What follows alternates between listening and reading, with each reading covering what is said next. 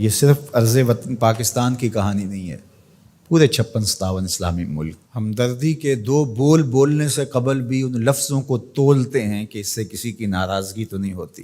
جب مسلمان اتنا بزدل ہو جائے گا، اتنا کمزور ہو جائے گا، تو پھر اللہ کو ایسے لوگوں کی کوئی ضرورت نہیں ہے۔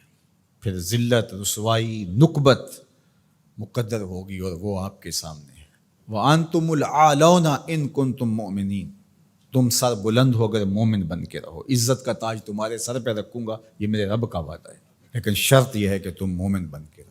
اور آج دنیا کا مکرو اور دوہرا چہرہ بھی سامنے آ گیا، جو انسانی حقوق کی بات کرتے ہیں، کتوں اور بلیوں کے حقوق پہ تنظیمیں بنا رکھی ہیں۔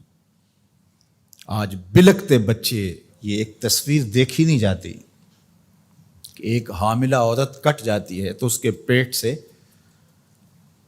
ادھورا بچہ ایک شخص ہاتھ میں اٹھائے ہوئے دہائی دے رہا ہے۔ ظلم ظلم ہے، بڑھتا ہے تو مٹ جاتا ہے، اور خون خون ہے، بہتا ہے تو جم جاتا ہے۔ کاش کہ آج ہمارے آیان سلطنت کچھ سوچیں کہ ہم نے اللہ کے حضور پیش ہونا ہے۔ اس وقت سب سے اہم کردار اگر کوئی شخص ادا کر سکتا ہے تو وہ سعودی ولی عہد محمد بن سلیمان ہے، کہ جس کی آواز پر پوری امت جمع ہو سکتی ہے۔ اس وقت کفر متحد ہے، اس وقت پورے یہودی دنیا کے اسرائیل میں جمع ہو رہے ہیں مسلمانوں کے خون کا تماشا دیکھنے کے لیے، اور 56-57 اسلامی ملک ان کو پرواہ ہی نہیں ہے۔ اس وقت کیا کیفیت ہوتی ہے جب ان کے بچے آواز دیتے ہیں، این انتم یا جنود المسلمین، اے مسلمانوں کے لشکروں کہاں ہو تم؟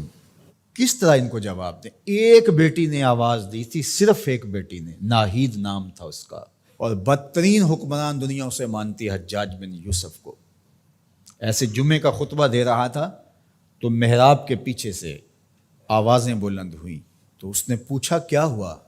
تو لوگوں نے بتایا کہ دیبل میں ایک کارواں کو راجہ داہر کے لوگوں نے لوٹ لیا ہے، تو یہ اس کی فریاد کر رہے ہیں، اور وہ ناہید نامی ایک لڑکی نے آواز دی ہے، میری مدد کو پہنچو۔ تو حجاج نے کہا تیری مدد ہو گئی، اور پھر محمد بن قاسم کو تیار کیا، اور پھر وہ قہر بن کے ٹوٹا، صرف ایک بیٹی کی آواز پہ، ایک بیٹی نے پکار دی۔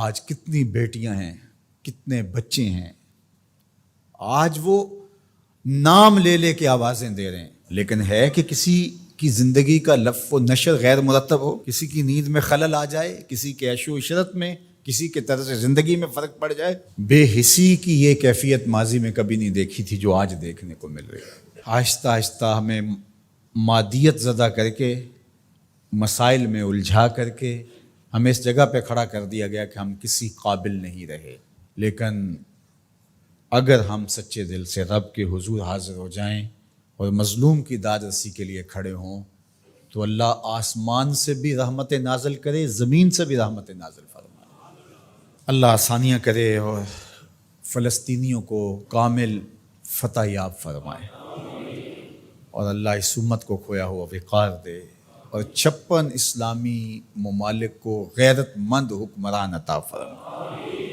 اور اپنی خاص کرم نوازیاں اللہ میرے وطن اور تمام بلاد اسلامیہ کے شامل حال فرمائے۔